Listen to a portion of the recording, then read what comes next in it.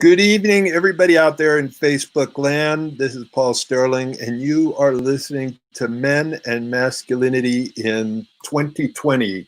What do men want and need in relationships? What do they want and need in life? What are they willing to provide? So let me take that screen off. Let's see. I am Paul Sterling. I am the author of this book, Argue Less, Love More, and I am a relationship and intimacy coach. And I'm joined by several other men.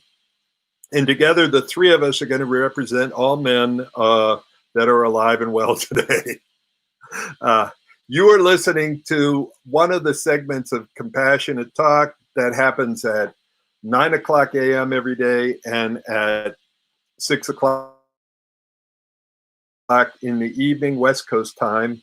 And it is put together by Scott Katamas, the head of Love Coach Academy, Debbie G., the head of Spirituality Gone Wild, and me, Paul Sterling, the head of Argue Less, Love More, and Relationship Coaching. And so what I'm going to do is give a little bit of history get a little history from each of us. And then also we're going to be watching your comments on, masculinity and men. And it's like, I'm going to give you a little idea of what we're going to cover. We're going to talk of acts of courage and cowardice. Using our powers as protectors, using our powers to prey on people. When do we come from our heart? When do we come from our ego? When do we use power over?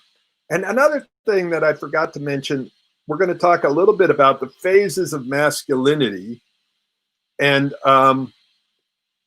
what's happened since we no longer have a rite of passage. So there's a lot we're going to try to cover today. Your comments are welcome. We will be reading them and weaving them in, should they be relevant and empowering. And if they're not, we will not. So let me start by saying I'm joined by Adrian and Skylar. So Adrian, do you want to introduce yourself and talk a little bit about your journey to being an empowered, enlightened, divine masculine? No pressure. Hi, everybody. Hi, Skylar. Hi, Paul. I wasn't planning on being here, so all right. It's nice to be here. Well, my name's Adrian, and I'm here because I've been connected with Love Coach Academy for a number of years, and this amazing offering has been going on.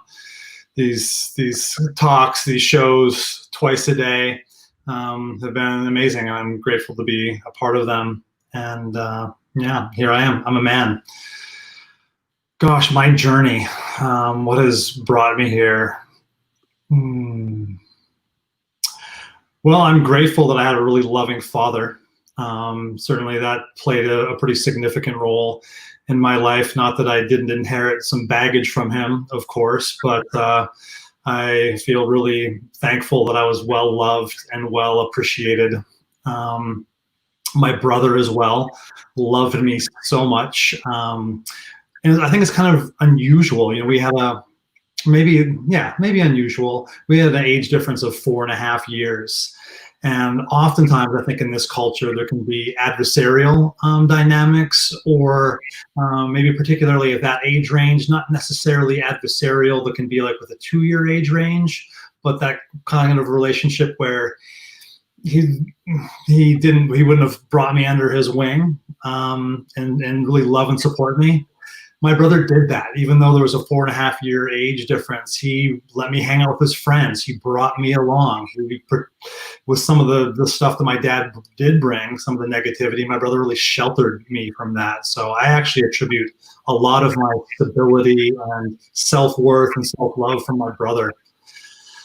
And then aside from that, I've spoken to this on a few occasions on these talks. A big part of who I am is that I sit regularly and observe myself. Just literally sit down and bring awareness into the sensations of my body and practice equanimity.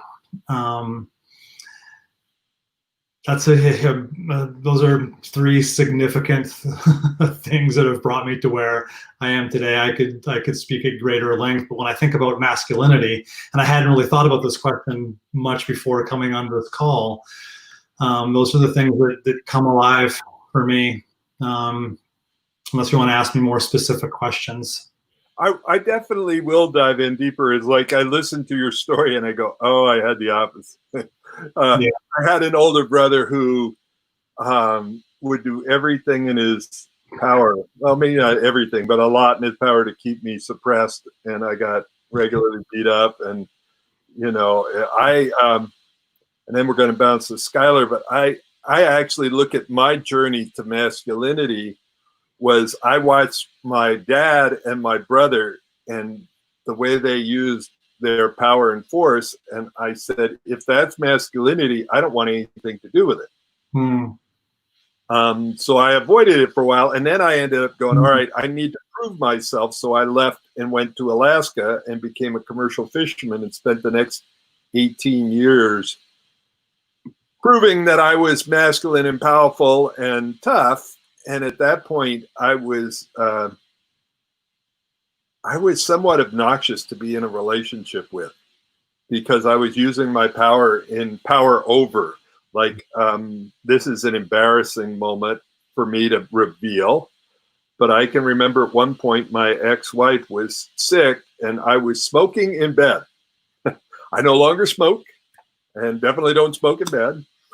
And she asked me to not smoke in the room because she was sick. And I said, if she didn't like it, she could leave. Now, I grimace when I tell the story, but I tell it because I want people to realize that, this can work with anybody, that you can actually come to terms with your masculinity and totally transform it. And I think part of the wake-up call was studying with Tony Robbins, and then way down the road, Marshall Rosenberg, and then teaching. I ended up teaching in prison for 8.5 years. And I think that was to do penance for what an ass I was during part of my growing up phase. So Skylar, tell us a little bit about your history and what intrigues you about personal growth and masculinity. Yeah, absolutely. My personal growth, I had a family. I had just what I still consider to this day. They're still together 40 plus years. Very, very happy, lots of love. And I have a brother 2 years younger than me, and him and I did everything together. I always felt like I belonged all the time, every single day as a child. And I went to private school for like 1 year, so like 10 minutes. And eventually it was like, well, we could try to homeschool, but like private school is a whole lot of money. How do you feel about going to private school? And I did. And when I started first going to private school, I wasn't quite sure what to make out of it, but I got really lucky. And this was actually a realization I just had for the first time as a 35-year-old guy, realizing like prime sources of my what kept me from diving more into the masculine even just a few days ago. So it's still very exciting for me to even discuss. But it's essentially what I did is I ended up with a best friend who was this gal named Ariana from eons ago. And she was like my best friend. We did everything together and just kind of like paid attention to each other and ignored everyone else. Because I was at like what might be considered somewhat of an alternative school. A lot of schools I went to, I would consider alternative, with like drug busts and like lots of teachers being fired. We were in the newspaper for having the worst sports team in like history. We hadn't even won a single football game in 7 years, not like a practice game, not a game. And so we were in a pretty rough series but I always had somebody. And when it wasn't Ariana, it was someone else. And when I started becoming, at 18 was when I first entered my first relationship. And I realized I ended up feeling like trying to fuel this need to belong by demasculating myself, like just basically allowing myself to be just run under by a bus. And this came into my first relationship where this person had a very heavily religious family and had religious beliefs about sexuality. And the more that I said, oh, I deny my own sexuality, the happier she was. And she would cheer those kinds of ideas on. And so it just kind of hit into my head more and more and more. Masculinity is wrong. Anything I have along that line is wrong. Any power, anything I have is wrong. I won't belong. And I'll scare everyone away. And so, because anytime I was entering into this school with, not knowing at the time that I had this amazing gem of a family, and I was so supported, that anytime I stood up and I kind of stood in my own power, it did not make me a popular person. Well, perhaps, but not in a very positive way. So that kind of carried over into a lot of my life and relationships, where I would say my biggest issue was the underuse of masculinity, like the underuse of power, to just a weak and feeble person just trying to be accepted by anybody, and anyone could shout me down at any moment in time. So I was like a wallflower.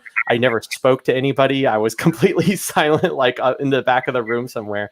And then over the next several years, I would start doing bigger things that would put me on stages and challenge my beliefs and what it is that I could do and stuff like that. But that's kind of my journey from where I started with masculinity and kind of put myself in a negative spotlight when I was trying to fit in.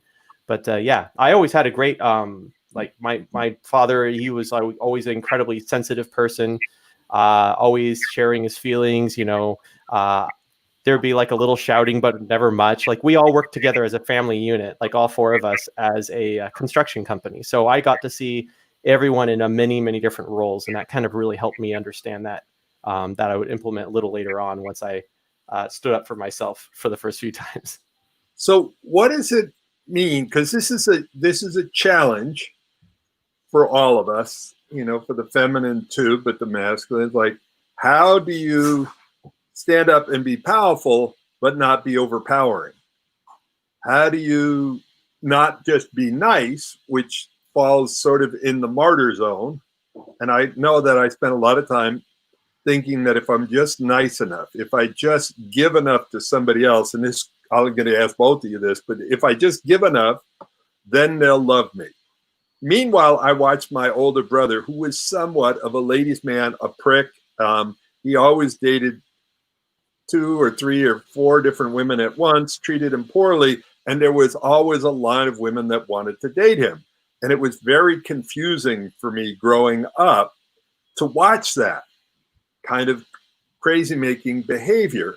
I was a nice guy. I would do almost anything. That was very unattractive for a lot of women.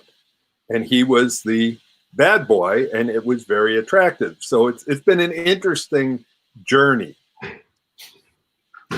So sounds like you went from a journey from the nice guy to the where do you consider yourself now, Skylar? And then I'm going to bounce to Adrian.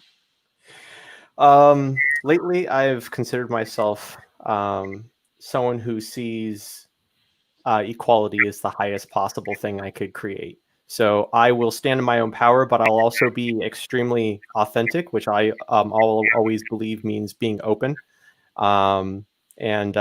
Because I feel like that can take down what can be intimidating. Like I'll have my own boundaries and stand on those boundaries, but I will be completely transparently, authentically honest to when I explain to as why those are my boundaries, as to why I do what I'm doing, and also be open for discussion if there's something about me standing in those boundaries that is grating to somebody else. So I feel that there's an opportunity to be powerful, but if I authentically explain it, it doesn't seem as dangerous. So what about you, Adrian? What's your dance between the nice and powerful? I don't really see it as being like a masculine or feminine thing, though I imagine that different actions can take those archetypes. I feel like when I'm being respectful and considerate, and I know my worth, and I know what it is that I want, and I move from that place, like I move forward from my authentic desire, from a considerate and respectful place, that it's going to work out, and I'm going to attract the things and the people in my life that resonate with my values. I'm curious. I'd like to ask some questions about your brother and the kinds of people he attracted. I imagine that a big part of that bad boy archetype is in his situation, and I think many, is attractive because there's a quality of confidence, and confidence is inherently attractive. When we're around people who are confident, we want to be around that. And especially earlier in life, I can imagine a lot of females, girls, women would have been attracted to that, even though he might not have had other really important values of consideration and loyalty and all of those things. And I'd be curious what other things were going on for you. Like, yeah, you were nice and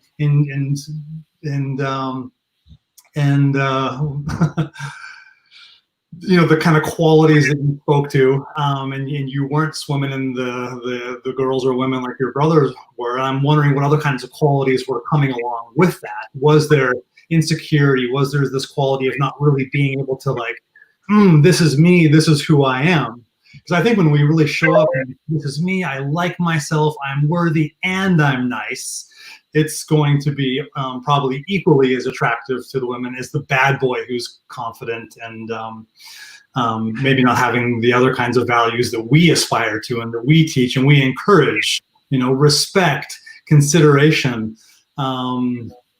acknowledgement. And so there can be both. There can be the yin of understanding and this kind of merging and the grasping at the same time. Like, yes, I want this. With full consent, of course, and question asking. And that can totally happen. I feel like in this age of the Me Too, people are like, well, what do I do? How can I ask a girl out, or how can I do the thing? It's like, of course we can ask. Of course we can move towards in healthy, considerate ways. And I think we need to retrain ourselves of how these things can be done. Yeah, some of us need to retrain. We can still be forceful and respectful. We can still be forceful and reaching for with care, consideration, and consent. Yeah, and a lot of people have a confusing idea of what power means. Because when I used to teach about quality, productivity, and leadership, I right in between commercial fishing and becoming a relationship coach, there was a whole career traveling around the world solving problems. And power is the ability to do, to act, or to get a result. And people who are powerful are able to do, to act, or get results. But it's like sometimes they use power over versus creating a sacred space. So, and the masculine's done a lot of good on the planet, but it's also done a lot of damage. And I think that one of the great turning points for me in my relationship with being a man is studying the work of Alison Armstrong. And she did a training about understanding men, and she wrote a book called The Queen's Code. And when I read The Queen's Code, I cried, because part of what The Queen's Code talks about is the good intention of most men. There is no doubt in my mind that some men are assholes. Some women are too. That it's not like we don't have the corner on that. But there's also a lot of men that are wanting to make a difference, that are wanting to contribute, that are wanting to, and I know this might be an older paradigm, but be a hero, to provide, to protect, and go through the different phases. And in a minute, I'll talk about the 4 different phases that the masculine tends to go through. But I'm wondering about rites of passage, because we seem to have lost something like that. We seem to have lost what is almost tribal to us. And almost every tribes that still are solid in their native ways has a rite of passage. So how do rites of passage fit in here? Or do you see them still, Adrian? I'll start with you and then Skylar. Will you actually go to Skylar? Hold on a second. Yeah. Seems like you got something going on, so go for it. Skylar. Yeah, that's another very recently timely reference to something in my life where I have lived in various places in Washington my entire life, except for the last 2 years. I moved down here to pursue my own career, sight unseen, knowing nobody. And I felt fairly stuck up in Washington. I felt like a lot of things became routine and very, very easy. I knew everyone. I felt like I had the place down pretty well. And I just didn't find the motivation to challenge myself. When I took the job and moved down here knowing nobody, it felt like a rite of passage. Here I am. I've left home. I've left the comfort of all that I've ever known and everyone that I know. And I am truly 100% out on my own. No one can come and rescue me. And I feel that this experience has been the biggest 2 growth years of my life in numerous reasons, for the same reason why I see a rite of passage experience being such a shift in paradigm for somebody. Yeah, and I'll dive in before Adrian, you go. I'm just going to give this is a way of looking at the maturing of the masculine. And you'll see it in almost all archetypes in all movies, not all movies, but a lot of the movies with the masculine. It starts as a page, then to a knight, then to a prince, then to a midlife crisis. And not everybody makes it really through the midlife crisis to the next phase, which is a king, and then a sage. So I'll go through them again. A page is a wannabe knight. You know, they're running around with their wooden pony and their wooden sword, and they're wanting to go out on adventures. A knight is that phase of life where the most important thing is adventure. And we're headed off, you know, and that's a lot of rite of passage things, but we're headed off for the adventure. And knights are fun to be around until they're not. Because for a lot of times for knights, that phase of life, the adventure is more important than the relationship. And if you're part of that adventure, cool. It's a lot of fun. And when the adventure takes them somewhere else, it's like they're gone. The prince phase, and like I said, this doesn't fit everybody, and as the archetypes change, that's fine. But the prince phase is the building phase. That's when the knight comes home one day and all their stuff is stuck in their mom's basement and they have nothing. They've had lots of great adventures, but they have no home, no equity, no nothing. And then the prince phase is when they start building their kingdom. And then the next phase is when they question everything, that rite of passage. So they've built their kingdom, and they can be fun to live with then, and they can be a real pain in the ass because most of their focus is on building the kingdom, not on the relationship. And then a knight, so page, knight, prince, rite of passage, king. King is when you've got your kingdom and you're looking over, you know, it's like, this is a lot of times when somebody was a shitty father and a great grandfather. Like as a dad, they were in the prince phase. They were building their kingdom. They were never home. And then they built their kingdom and they looked around and they said, oh my God, I missed my kids growing up. I'm going to be a good granddad. And then the sage is when somebody has, Bernie Sanders is sort of the example of a sage.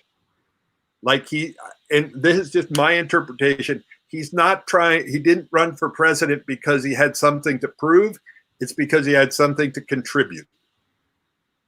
You know, and that's what the wizard and the sage phase of life is when they've built their kingdom and they no longer they're not trying to prove anything to anybody, but they're there and they contribute, and there's a sense of calm. So Adrian, I wanted to bounce that idea by you and see how that resonates. Does that resonate with you? Can you find yourself in it? Well, yeah. I mean, I think the idea. Oh, yeah. Making sure I was unmuted. I think the idea of archetypes can be really powerful, and I think that archetypes or archetypal structures do exist in the world, and I think they're varied. That kind of European archetype is interesting. I think can exist for a lot of us in this Western world for sure. And seeing ourselves through an archetype can be a helpful way to kind of take ourselves out and have a clear lens around, like, well, what is it that we want to do? How is it that we want to live our lives? Is this supportive?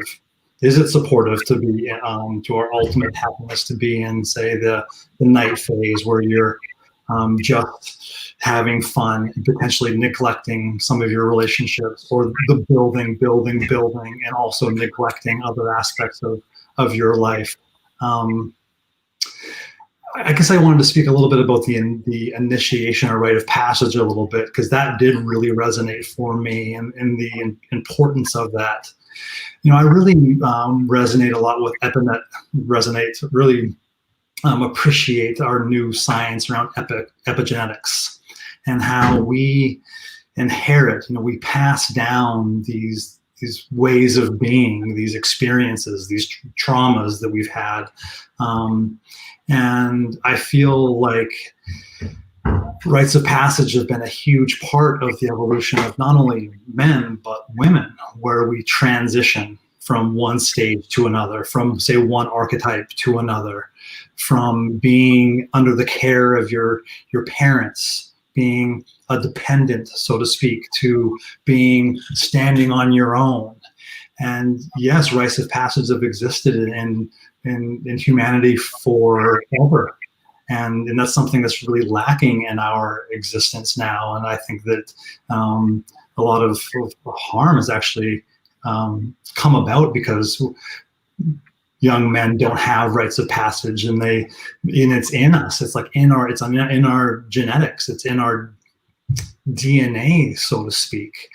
And a lot of acting out happens because of that. A lot of kind of loss, like, where am I? Where has this situation that the experience, the celebration or the ceremony that really anchors in, like, okay, I am a man. And I didn't really feel like a man until I was 32, where I was like, oh, I actually feel like a man. And my rite of passage was, for the first time, really feeling responsible and independent.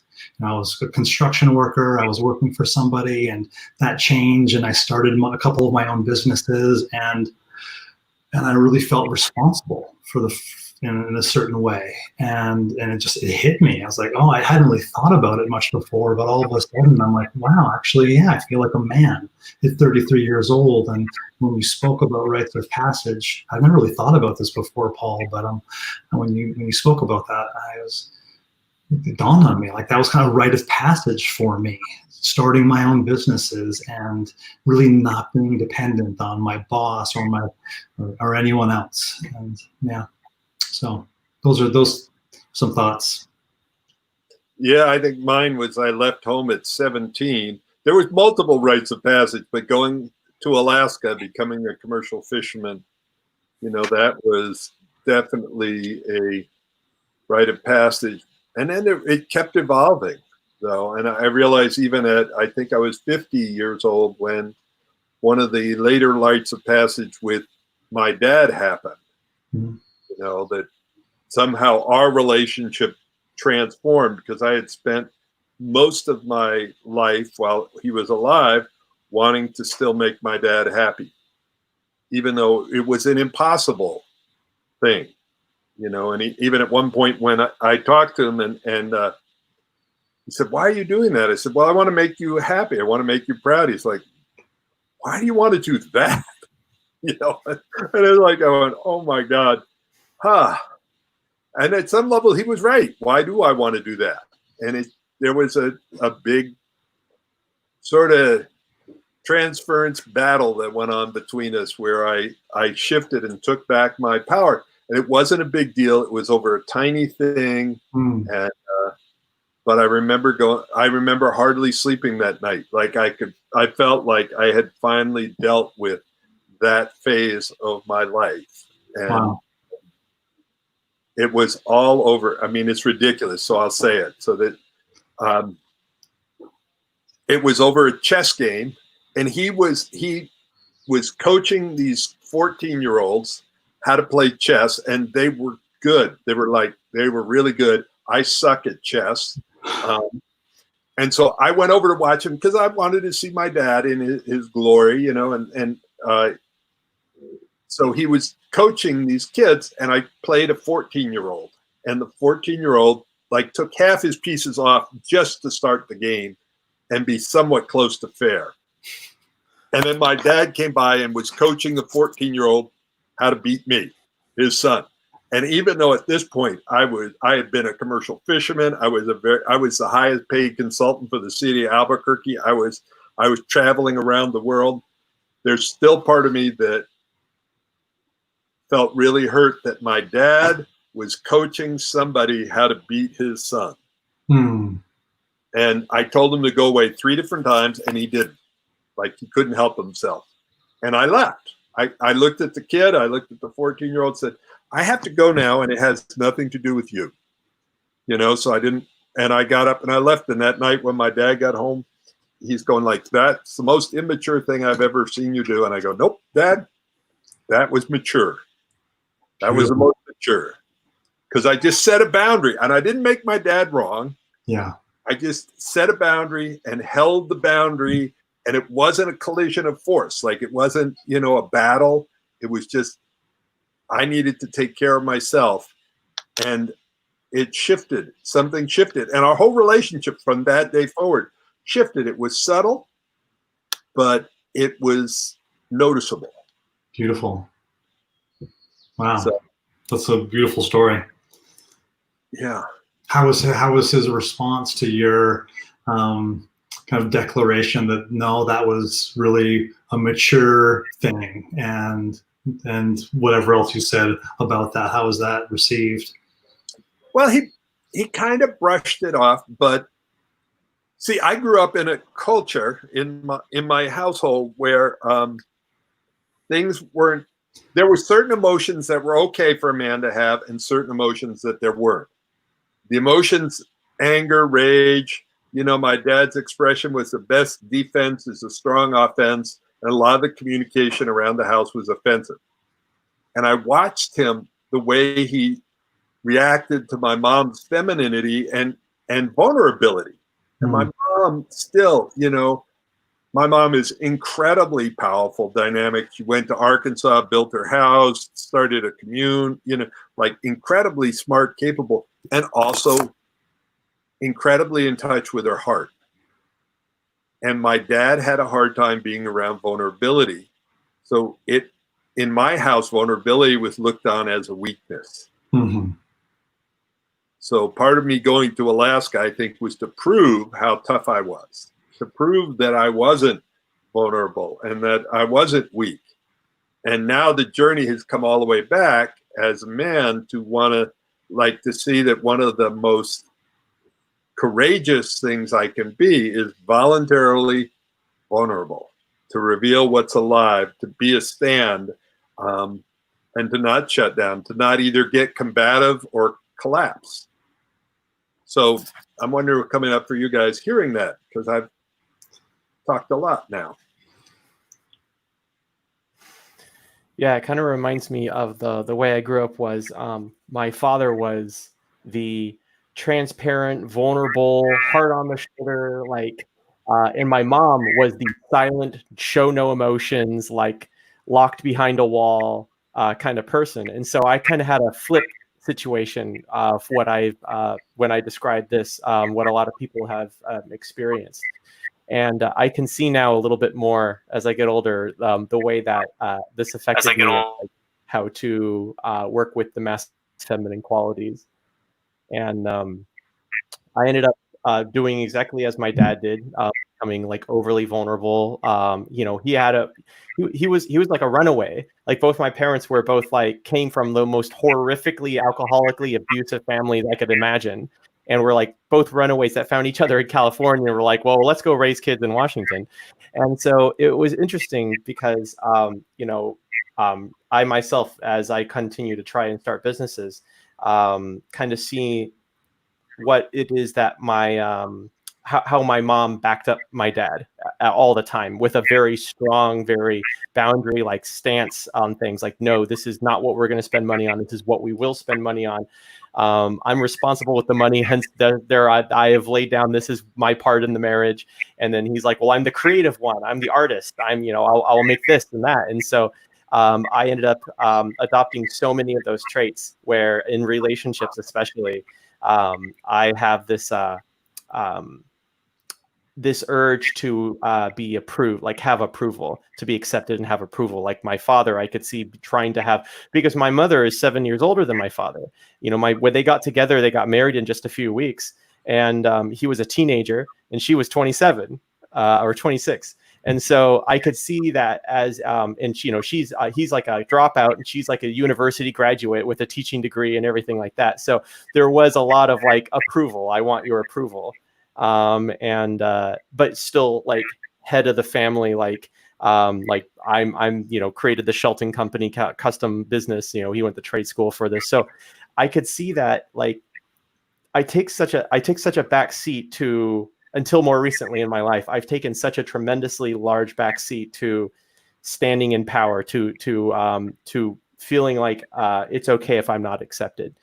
It's really like that. And then, as I've broken out of that, I have discovered an entirely new dynamic of women I've dated over the last 2 years, as well as like everything else. Like there is a whole new world out there that is attracted to people that you guys, like you were saying, like confident, strong in their own values, you know, doesn't fold over, and just now exploring a lot of that.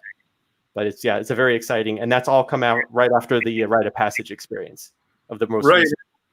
We're looking right behind me. I'm sort of the mad professor here of relationships.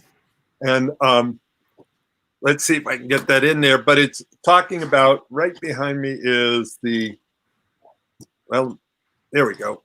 It's the habits, patterns, and beliefs. So this is your ROS, your relationship operating system. So your beliefs control your actions control your results, and your past results control your beliefs. So I'm wanting to hear some of your beliefs around power from both of you. And I'm going to go turn the light on because I realize I'm starting to get a little dark. So Adrian, you take it over. I'll hear everything you say and I'll turn my lights on. So what was the question? My feelings about power? Sorry. There I am. Now I'm in the shiny light. No, oh, yeah, I glow in the dark. Okay. Me. Yeah, listening. Well, it's like Skylar, you were saying something about power. And I want to put it this way, if I'm powerful, what would that mean? So I looked at, I'll start by sharing early on my beliefs were about masculinity and power. If I have power, I'm going to have power over people. I'm going to abuse it, basically. I watched what I considered my dad abuse his power. My older brother abused his power. So the way I'm going to deal with power is to not have any. You know, it's like if you had seen somebody with money and they used money poorly or against people, and you said, well, I'll just be the broke artist. You know, and sometimes we do it consciously, and a lot of times our beliefs are unconscious. So I'm wanting to know, what are your beliefs around power? If I'm powerful, what does that mean in life? Yeah, beautiful. Thanks for that. Well, what comes up for me is if I'm really powerful, I'm secure in myself, and I don't need things to happen a certain way. You know, I feel like power over is really coming from an insecure place and kind of a grasping place, and it can look powerful because there's maybe a certain strength, physical or vocal, or like some action, some results are happening because there's significant action. But for me, power is one thing that came alive hearing both of you guys talk is one of the most powerful or confident places that I can be in, or what I see in others, is the place of I don't know, and I'm okay not knowing. You know, and one of my rites of passage actually was when I was 15 years old with my father, and he's very smart and very intellectual and very articulate, was this realization that, oh, my dad doesn't know everything. and actually what he believes isn't always right. And this I gain this power of just this autonomy, this freedom from and this knowing that not all beliefs from this archetype of my father are accurate, and then this curiosity that came. I think one of the most powerful things that we can have is curiosity, because we don't know hardly anything, really. Like, so yeah, that and another thing that really strikes out for me is something that's so powerful is to be empathetic. That is so powerful, to be able to, understand, or even the desire to understand somebody else. Yeah. So those are some of the things that really come up for me around power. Well, boy, I love what you said about it, and I love what you said about curiosity. And I realized so much of my early life was based around fear that I didn't know and trying to prove that I did. Mm-hmm. And there are, like you said, so many things I don't know. And it's being comfortable with that. Being comfortable, like even, I've studied relationships for 25 years. Actually longer. I've taught about them for 25 years, but there's still stuff I don't know. And it's like to be actively curious and not say I have to know everything. And it's the same with a partner, to go, I've been with other people, but tell me about you. What turns you on? What makes you happy? What can I do to meet your precious needs? And here are my precious needs. Right. So, Tyler, did you want to say anything about any of that? Or Yeah, I got a pretty good example for it. For the longest time, and I think this probably came from seeing both of my family members, mom and dad, argue so much about this business that we were running. And so I came up with kind of this thing that drove a lot of relationships I had, which was the need to always be right. And because back when running a business, if someone was wrong, we may not have a house for a while, or we may miss a payment on the electric bill or something like that. So there was this intense need to be right. And in my relationships, this intense need to be right really, it made out, one of the most brilliant things I've ever heard was, if you make someone wrong all the time, they are always losing. And then you lose interest because no one wants the day to lose it. And so you make someone into a loser, and then you start to lose interest in them just because you've crushed this person, like their happiness, and it's something that I would do because I felt like I needed to know. I needed to know everything. And what this did is it created like a hot, cold push pull sort of thing, where I would want to be right. In order to be right, I would have to know everything about the person I'm talking to. So I was like the most inquisitive person. I was like, it was like hundreds of therapy sessions for the people I was dating for a while, because I would ask about every single possible angle they've never even thought about in the course of their entire life. So it was alluring, but then I would use that information almost against them to be like, now see, this is why I think this is happening. And there would be a lot of like, am I dating my therapist, or am I dating someone who is equal ground? And so now what I think power is very different. I believe power is the ability to give somebody the freedom to be themselves without reacting to it in a knee-jerk fashion. So now I try to give people a comfort of like, you can be yourself. It's free to, mess up and do this and do that. And instead of going, oh, hey, there was that, or you need to apologize for this, or you did this wrong, I just sit and I do a lot more of what it is I saw my mom doing, who was a lot wiser than I even realized she was. The older I grew up, I go, oh, I get it. It just observe and sit and observe and give someone the opportunity to discover themselves instead of telling them about themselves, because then you're robbing them of all these lessons. There are all these life lessons where, I'm trying to always be the hero, which is why I laughed when you said that earlier. Because I always try to go like, well, you don't have to suffer because I know everything about you. And so because of that, I'll just go ahead and reach into your brain and rewire everything myself. And it's so invasive. It's not cool, but it has the the glossy sheen on the outside of being okay or cool. But ultimately, it robs somebody of their ability to get to know themselves and to see themselves in different light. So yeah, just creating a safe play area without jumping on anybody. And that took a lot of strength, like real strength for me to go, like, I know myself. Like Adrian, like you were saying, like, to know yourself is so incredibly powerful, because then you know what you are, and you know what you're not, you know what you're capable of, you know that, you know, the way that you think. And when I start to get triggered by something that, you know, maybe was aggressive or insulting to me, to not get triggered by that and to realize, hey, look, this person must be in pain, and to not make it about myself, which was my favorite little phrase about humility, or being humble, is don't think of your what was it? Don't think less of yourself. Think of yourself less. So that was my favorite little device there, and that's got me a long ways, because I was very centered on me, and I would just tear myself down, but everything had to be about me, so I had to switch that. Yeah, and knowing that whatever we're doing, in most cases, we're trying to meet a precious need. Hmm.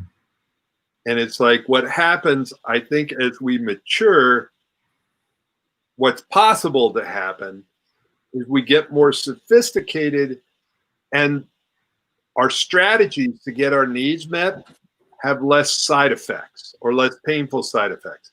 Now, this is not true just because we get older. It is true when we get wiser. Hmm.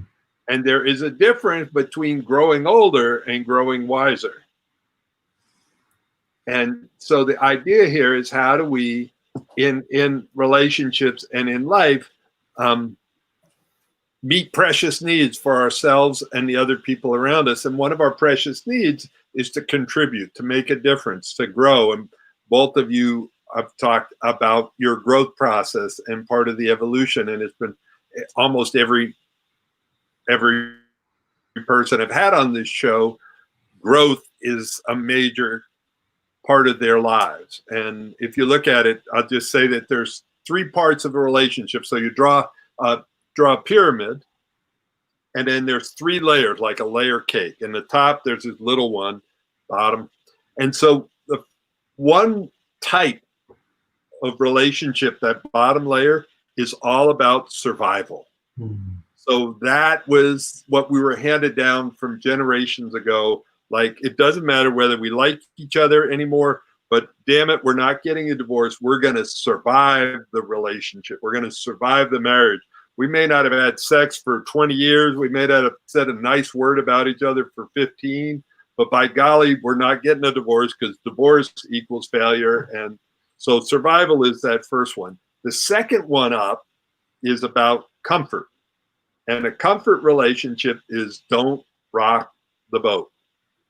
Hmm. Now, this is a relationship where they're more likely to have an affair than to talk about that their sex life isn't working. Or they'll, rather than have the uncomfortable conversations that come with the territory. So the comfort one is about not rocking the boat, and it's easy to become sort of roommates in that one. And then this top little slice, and I'm not saying one's better than the other, the top slice is all about growth. And you look at it, if I look at my only marriage, my ex was in some areas more interested in comfort, and I was more interested in growth. And we were like, we loved each other, but we were just hanging on at the edge. So my idea of a great vacation in Hawaii was to go be on the staff with Tony Robbins and go fire walking with like 1,000 other people or something like that. And her idea of a great vacation in Hawaii was to go sit on a beach and read a book. So, and there were some areas where I was in comfort and she was in growth. But see, I didn't see those as much at that point, because that was just stupid stuff. It's the way I did it.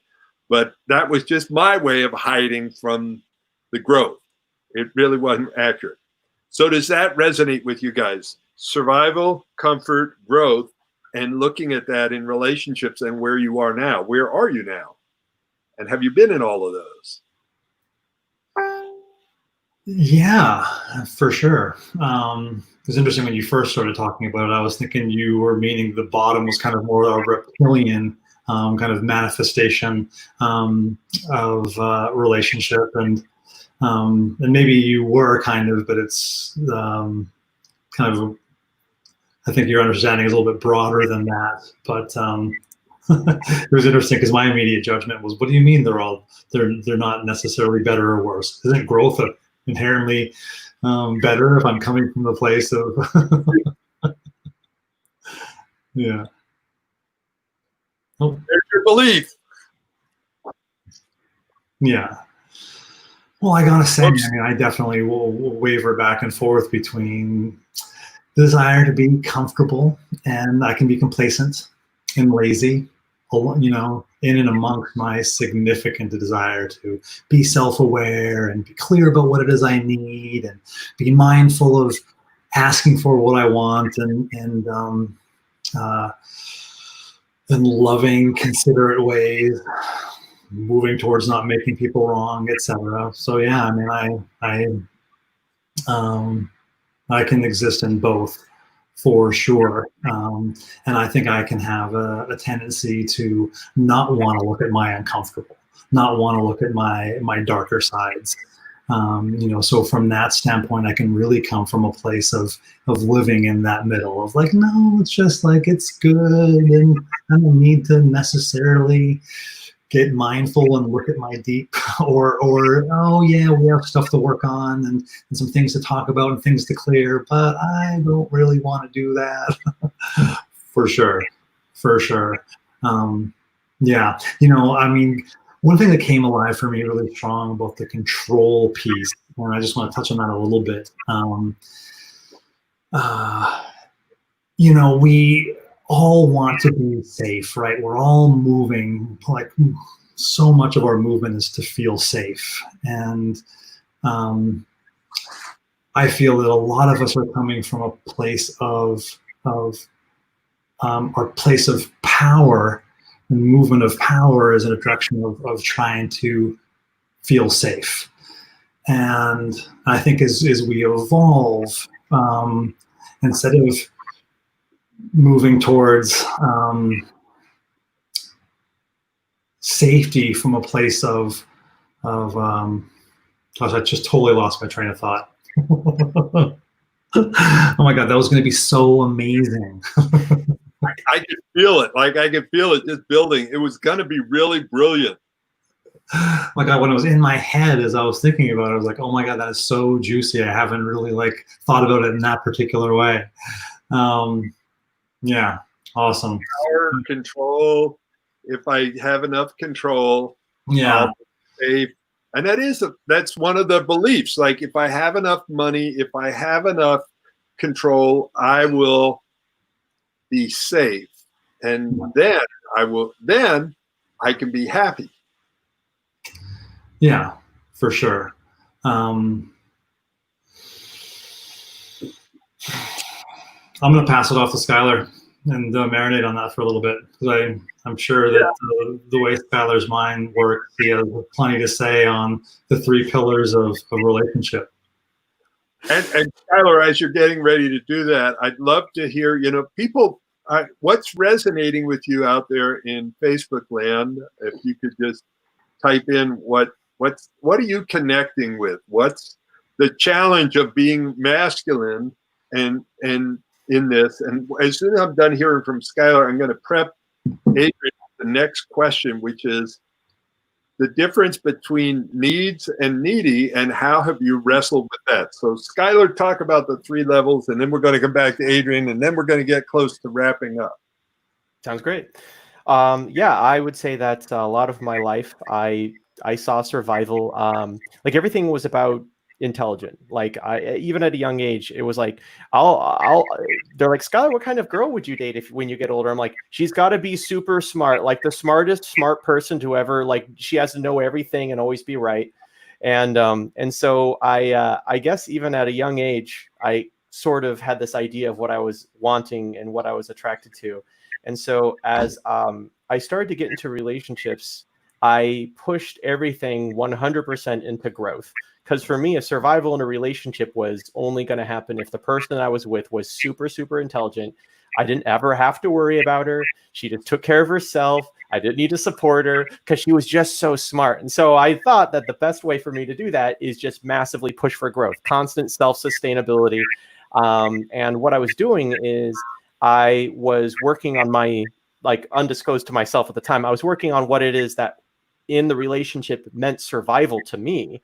And I was burning the person out and probably myself by just pushing endlessly for growth while ignoring the meat of that sandwich there, that comfort. No comfort food at all. It was just, it wasn't, oh, maybe you'll get ice cream once you've eaten your veggies. It's no, your reward is you get more veggies. It's a job well done. So it ended up, a lot of my relationships, until I became a little bit more enlightened in this world, were just like ways in which to run on a treadmill as hard and as fast as possible with no breaks. And I would constantly get pushed. It made me uncomfortable to try and have like something comfortable in the relationship. Like, oh, let's play a video game or go watch a movie. I'm like, well, that doesn't sound very productive. So yeah, living too much in the growth because of my survival, never making it to comfort. And it's interesting because we look at our habits, patterns, and beliefs, and an oversimplistic way of looking at it is, are they supporting us or are they sabotaging us? And a lot of what's happening, why it's a habit, pattern, and beliefs, and all three of those are basically unconscious. We don't know what our beliefs are until something exposes them. There was an expression that says, we don't know who discovered water, but we're pretty sure it wasn't fish. Because fish are immersed in water 24/7, so they don't know it's there. And we're immersed in our habits, patterns, and beliefs 24/7. We don't know it's there. And then somebody points it out. That's like why having a coach is important, or going to a therapy or counsel. It's like somebody goes, do you realize you have that belief? And you see how destructive it is. Like, oh, I had no idea. I thought that's who I was. I didn't know it was something I had. So, and by the way, if people want more information, I'm going to just put up a banner and then I'm going to bounce to you, Adrian. There are several ways to get more information. We have courses that are available. We have coaches that are available. I do coaching, and I have a course coming up. Actually, this Saturday with Heidi Love, we're doing a course called The 5 Signs to Know Your Relationship is Worth Saving. And it's a deep dive into looking at what are these signs to show whether or not your relationship is worth saving. And we'll talk about the relationship operating system over on this screen, which you can't see. We'll talk about the 7 skills that you need. And then we'll talk about the 5 questions to ask yourself to see whether or not your relationship may or may not be worth investing in and saving. So you'll have to discover it for yourself. We'll provide you with the questions. We're not going to say, no, write it off. That's not our job. Our job is to help wake it up, though. All right, Adrian, about needs and your relationship with needs, especially as a man, because we're taught as men, at least for me growing up, there was the Marlboro Man, there was John Wayne. You never showed your feelings and you never talked about your needs. So how is it as a man? How is your relationship with your needs now? Well, you posed this question initially a few minutes ago about needs and neediness, and I was thinking a lot about that. And I guess I can start by just saying that there's nothing inherently right or wrong when it comes to our needs and what it is we want. And we all regulate differently, and we all need different things. So what might be needy for one person isn't going to be needy for another. Some people self-regulate by putting a lot of attention out and needing a lot of contact, where some people self-regulate by going inside. We have different communication styles. So I think it's really important to understand that we all want and need different things in the world. And some people are going to resonate with the way we work and are going to connect with the kinds and amount and qualities of needs we have, and some people aren't. Adrian, I'm going to challenge you a little bit, just so that people get an idea here. I think the needs are pretty similar, but our strategies are very different. So I think especially like our core needs are for love and connection and trust and feeling like a priority and all that. They're very similar, the needs are, and the strategies can be very different. Sure. Yeah. Yeah. Somebody's strategy for safety might be to make millions of dollars. Others might be to climb a mountain and be by themselves like a monk. Or others can be and to have a great big family. So, but underneath it, we have the similar needs. So I'm just bringing that up as part of the philosophy that I've learned, and so that people get an idea of the difference. Yeah, I think that's an important thing to bring up for sure. And some people's strategy to feel connected, to feel safe, to feel grounded is to reach out. Hey, I want to connect. I want to connect. I want to connect. And if that kind of way of being is up against somebody who, let's say they're in a position where for them to feel grounded, safe, secure, let's say after a long day, for example, their strategy is to go into the room and be by themselves. And both people are wanting to feel grounded and safe. One person's strategy, because of likely early ways of learning and regulating, wants to do something very different. So one person might say, oh, you're really needy. Whereas somebody else in that same situation would be wanting to connect in that particular way, wanting to connect, check in, talk, spend time externalizing. So yeah, I mean, I would totally agree that we all fundamentally have the same needs and desires at the core, and we go about getting them in different ways. And yeah, so those are some thoughts. I could answer your question about my own relationship with my needs. I feel like I'm really okay with the needs that I have. I don't have a lot of shame around or like I feel like deserving and able to move towards my needs or speak to them. I think one of the things that I'm trying to unpack is this is the fact that I orient towards being self-reliant and really standing alone. And I think our culture kind of, like I've spoke about this before on one of these classes, really supports and our kind of culture is kind of self-reliant, nuclear family, do it yourself, pull up your bootstraps, go to work. And one thing I'm actually wanting to work on is unpack where that serves me and where that doesn't.